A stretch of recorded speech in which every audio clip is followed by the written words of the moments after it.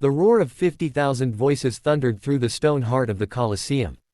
From the upper tiers, where sunlight shimmered on marble and gold, to the shadowed tunnels below where sweat, blood, and fear mixed in the air, every inch of the great amphitheater pulsed with hunger.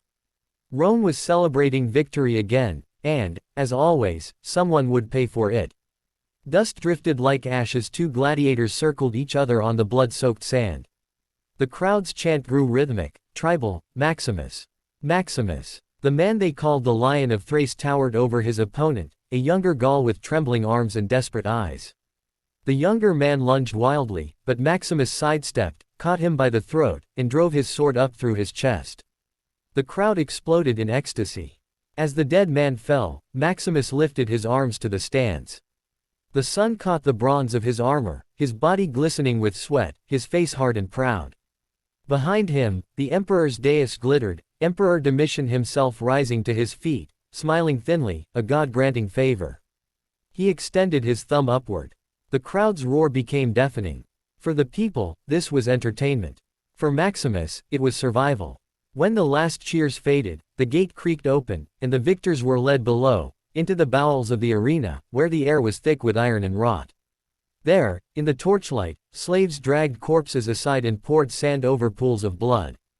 Behind a barred door, a dozen captives waited, women from conquered provinces, trembling in their chains, their faces a mixture of hatred and despair.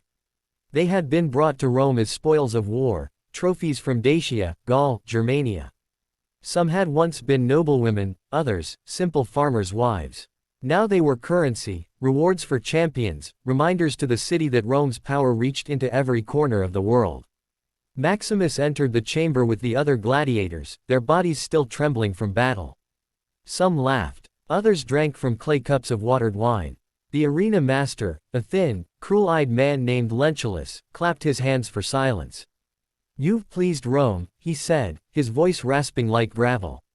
"And Rome rewards its victors. Tonight, the emperor himself watches. Do not shame him." The men cheered again, raising their cups. But in the corner, one of the younger fighters, Lucius, stared at the captives. His face was pale, his expression uneasy. "Are they to be sold?" he asked quietly. Lentulus smiled. "They are the reward, boy. Rome feeds its beasts with flesh, human or otherwise." Lucius turned away, disgust tightening his throat. He had fought for 2 years now, rising from the lowest ranks, and he had seen enough to know that the arena was not only built on blood, it was built on souls crushed to dust. Among the captives sat a woman who did not lower her eyes. She was older than the rest, perhaps 30, with sharp cheekbones and deep green eyes that reflected torchlight like blades. Her name was Althea, once a healer from a Dacian village destroyed by Roman legions. She had seen her home burned, her husband killed, her people scattered, and now she sat among strangers, staring at the very men who lived by slaughter. When Maximus's gaze met hers, he felt an unfamiliar unease. He was used to being adored, feared, envied. But Althea's look carried neither submission nor fear, only contempt. It pierced through the layers of blood and fame like a whisper from the past. That night, as the celebrations began, the gladiators feasted in the dim torchlight. Roasted meat and sour wine filled the air, laughter echoing off the stone. But not all joined in. Lucius sat apart, staring into his cup, while Maximus leaned against the wall, silent. He had won 12 times, killed 50 men, and earned his freedom twice over, yet he was still here. Rome did not let its monsters go free. Through the iron bars, he saw the captives in the adjoining cell, huddled, exhausted, their chains clinking softly as they tried to sleep. The torchlight flickered over Althea's face, and for a moment, something human stirred in him. He thought of the first man he had ever killed, a soldier from his own tribe, back when Rome had crushed Thrace. He thought of the screams of his wife when they took her. Every victory since then had been a hollow echo of that day. Lentulus entered again, whispering orders to the guards. The captives were to be divided, some for the emperor's banquet, others as spoils for the fighters. The cruelty was systematic, ritualized, not born of passion but of politics. Rome had to remind its warriors what power looked like, and remind the conquered what it meant to be powerless. When the guards came for Althea, she did not resist. But as they dragged her past Maximus, she stopped. Her eyes met his again. Does it make you feel alive, she whispered, to serve their hunger? Her voice was soft, but every word struck him like a blade. Maximus didn't answer. He turned away, but her question followed him like a ghost. Outside, the city roared with drunken celebration. Torches burned along the streets, where statues of gods looked down on men behaving like beasts. Rome had conquered the world, and now, in its heart, it devoured itself. In the days that followed, the games continued. Captives were paraded into the arena dressed as mythical figures, Dido, Medea, Andromeda, and slaughtered for spectacle. The crowd cheered, blind to the humanity beneath the costumes. The gladiators were hailed as heroes, but they knew they were slaves of blood, living only as long as the crowd's applause lasted. Maximus began to change. He fought harder, more brutally, but his victories no longer satisfied him. The faces of the dead haunted him, and in every scream from the crowd, he heard echoes of the people Rome had crushed, the same people as Althea. One evening, after another day of slaughter, he went to Lentulus. "I want to buy a slave," he said. Lentulus laughed. "You have no coin, only scars." "I have victories," Maximus said coldly. "I've given you Rome's cheers. Give me one woman in return." Lentulus eyed him carefully. "Which one?" Maximus didn't hesitate. "The Dacian." The arena master smirked, amused by what he thought was lust. "You're welcome to her. But be careful, Thracian. The conquered have poison in their eyes." That night, Althea was brought to his quarters, a dim chamber lined with trophies of bone and steel. She stood silently, her wrists still chained, her gaze steady. Maximus said nothing for a long time. Then he stepped forward and unlocked her chains. "Go," he said. She blinked, confused. "Go where?" "Anywhere but here. Take the servants' passage. Leave before dawn." She stared at him, unable to believe. "Why?" He looked down at his scarred hands. "Because Rome will never stop feeding on us if we keep giving it flesh." For the first time in years, Maximus felt something like peace, fragile, flickering. Althea hesitated, then nodded and vanished into the shadows. But in Rome, mercy was more dangerous than cruelty. By morning, the guards had discovered the escape. Lentulus stormed into the chamber, his eyes burning with fury. "Where is she?" he shouted. Maximus said nothing. Lucius tried to intervene, but the guards seized Maximus, beating him to his knees. Lentulus smiled coldly. "You think you can defy Rome? Then Rome will show you what happens when a beast forgets his place." As Maximus was dragged toward the cells, the roar of the crowd above echoed faintly, "Another day, another spectacle." But this time, the beast in the arena would not fight for their pleasure. He would fight for something they could never understand.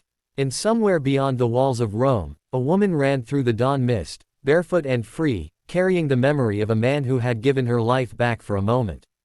The morning sun rose over Rome like a pale coin, glinting off the marble temples and the red-tiled roofs. In the shadow of the Colosseum, the air was already heavy with the smell of blood. Another day of games awaited, but in the cells below, silence hung thick as dust. Maximus knelt in the dark, chains biting into his wrists. His back burned from the lashes he had received. The guards had taken pleasure in their work, the pain was not just punishment but spectacle. Everything in Rome, he thought bitterly, was a show. From the iron bars above, he could see a narrow shaft of light. Dust floated in it like tiny souls ascending. He listened to the muffled roar of the crowd far above, and he wondered if they were cheering for someone else now, another beast, another victim. He had saved one woman, and for that, he would die. But strangely, he felt lighter than he had in years. Lentulus entered the cell, his cloak dragging over the dirt. He carried a scroll in one hand, a sneer on his face. "You disappoint me, Lion of Thrace. You could have lived like a god among men. Instead, you chose to be a fool." Maximus lifted his head. "Even fools can see the difference between power and cruelty." Lentulus laughed. "You think Rome cares about the difference? Rome is cruelty. It is what makes us strong." He unrolled the scroll. "Tomorrow, you'll be granted a special match, by order of the emperor himself. You'll die before the people you betrayed, and they will forget your name by sunset." He left without another word, the echo of his boots fading into the tunnels. That night, Maximus lay awake, listening to the distant hum of the city. Somewhere above, nobles feasted and musicians played. He imagined Althea beyond the walls, somewhere in the countryside, hiding among ruins or forest paths. He hoped she was far enough that Rome's reach could not find her. He didn't know that, even then, she was still running. Althea had fled through the aqueducts, guided by the moonlight. Her feet were torn, her breath ragged, but she didn't stop until the walls of Rome were a faint silhouette behind her. Along the Appian Way, she met travelers, merchants, and soldiers, all who looked at her with suspicion. To them, she was just another runaway slave. She hid in the ruins of a burned villa for days, surviving on rainwater and stolen bread. But freedom, she soon learned, was not peace. Every sound made her flinch, every shadow looked like a Roman patrol. On the fourth night, she heard the hooves of riders in the distance. Soldiers, searching, perhaps, for her. She pressed herself against the cold stones, her heart pounding. The thought of capture filled her with a horror worse than death. But as she waited in silence, she realized something: she could not keep running forever. Rome's reach stretched beyond the horizon. The only thing that could end this was not flight, but truth. The world needed to see Rome's rot for what it was. She turned back toward the city. The next morning, the arena was packed. It was said that the emperor himself had ordered a grand execution. The traitor Gladiator who had defied Rome would fight to the death. Merchants shouted, nobles laughed, and the mob seethed with excitement. The sun blazed down on the sand as Maximus was led into the light. His body was covered in scars, his face hardened like carved stone. Around him, banners fluttered, and the air vibrated with the crowd's chant, "Lion! Lion! Lion!" But today, he did not raise his sword. Lentulus appeared in the imperial box, announcing the spectacle. "Behold the traitor who shamed Rome with mercy. Today, his blood washes his sin." The gates creaked open. From the other side, a massive gate lifted, and out came not a man, but 3 tigers, their eyes burning like molten gold. The crowd roared. Maximus looked up at the emperor, then at Lentulus.